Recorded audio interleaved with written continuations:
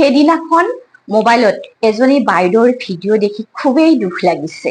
তেওঁ যেনেকুৱাকৈ মানুহক কৈছে, মানে পেলনীয়া আৱৰ্জনা পিন্ধিব নোৱাৰা কাপোৰবোৰ তেওঁলোকক দি পঠাইছে। তেওঁলোক ইমানো দুখীয়া নহয়, তেওঁলোকে ইমান বেয়া ব্যৱহাৰ কিয় কৰিছে, ইমান ফটা চিৰা কাপোৰবোৰ কিয় দি পঠাইছে।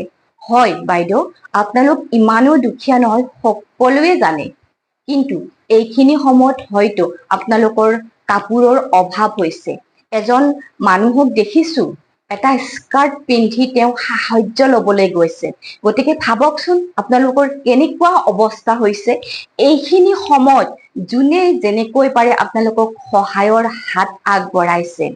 সময় গগৈ দৰে মানুহবোৰে দিনে ৰাতিয়ে একাকাৰ কৰি, অখিল গগৈ ডাঙৰীয়ায়ো দিন ৰাতি একেকাৰ কৰি আপোনালোকৰ সহায়ৰ বাবে কষ্ট কৰিছে।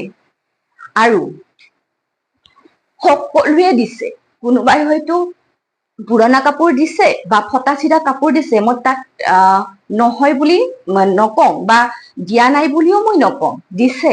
কিন্তু ভাল মানুহও আছে বাইদেউ, তাৰে মাজতে নিজৰ বাকচ খুলি বাকচৰ পৰা নতুন গামোচা দিছে, নিজে হাতে বোৱা চাদৰ মেখেলা আপোনালোকলৈ দান দিছে। কিছুমান নিকৃষ্ট মানুহৰ কাৰণে সকলোকে উপলুঙা নকৰিব আপোনালোকে, জানেনে? এনেকুৱা দুৰ্যোগৰ সময়ত যোনে যেনেকে পাৰে আপোনালোকক সহায়ৰ হাত আগবঢ়াইছে। যেনেকুৱাকৈ আপোনালোকক সহায় কৰিছে, আগলৈ যদি আপোনালোকে এনেকুৱা ব্যৱহাৰ কৰে, আগলৈ যাব বুলি আপোনালোকে ভাবেনে?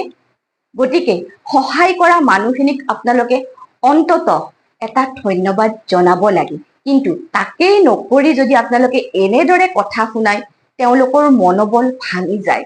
যেনেদৰে তেওঁলোকে কষ্ট কৰিছে, এই কষ্টক আপোনালোকে সঁচাকৈয়ে স্বাগতম জনোৱা উচিত, ধন্যবাদ জনোৱা উচিত।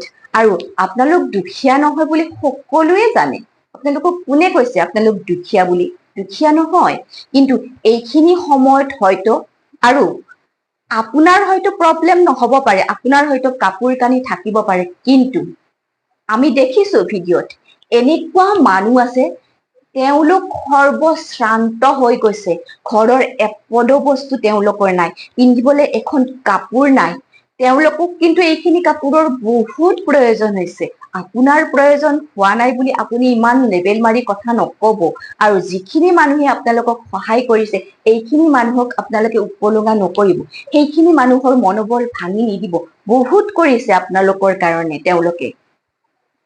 গতিকে কিছুমান নিকৃষ্ট মনৰ মানুহৰ কাৰণে যিয়ে